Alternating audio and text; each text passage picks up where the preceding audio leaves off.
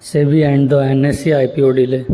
So we will get to know what is the NSE and what is IPO. So first we'll go to what is NSE. The National Stock Exchange means NSE is the largest Indian stock exchange. Think of it like a big marketplace where people buy and sell shares of companies like Tata, Reliance, Infosys, etc.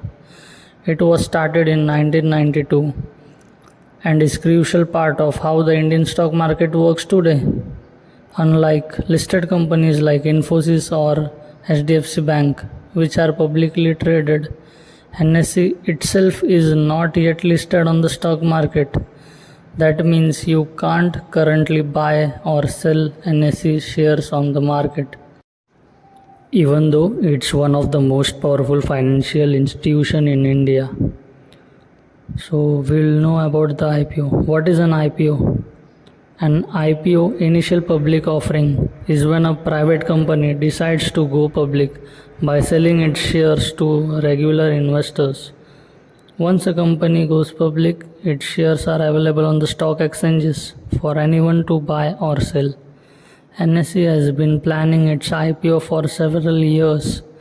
If it's listed, it will be one of the biggest IPOs in the Indian history because NSE is the highly profitable and well-known financial company. So why hasn't NSE launched its IPO yet?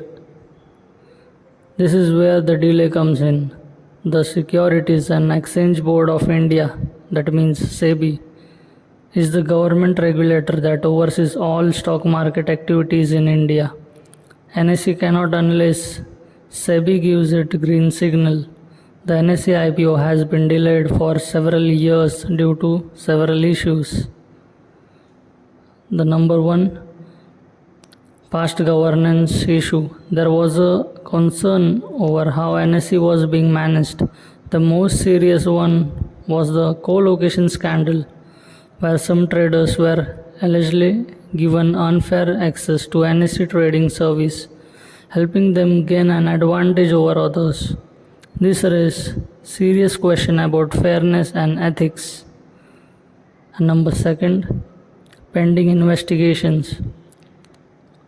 SEBI has launched investigation into NSE operations and governance practices. Until this investigation were completed and actions were taken, SEBI wasn't comfortable approving the IPO. Number 3. Internal processes. There were also reports of lack of transparency and weak internal controls at NSE. SEBI wants every company that lists on the stock market to follow the highest standards of the governance, and NSE wasn't meeting them at the time. What did SEBI recently say? In April 2025, the SEBI chairperson Madhvi Purpiboj said that the regulatory is now actively working with NSE to resolve these outstanding issues. She acknowledged there have been significant delays. Some of the core issues like governance and pending investigations are close to resolution. SEBI is not sitting on it. Rather, they want to ensure everything is clear before NSE is allowed to list.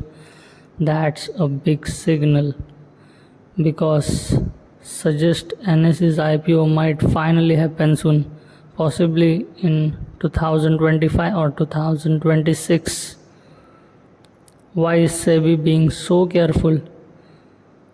It's because NSE is not just any company, it runs the entire stock market where most companies are listed.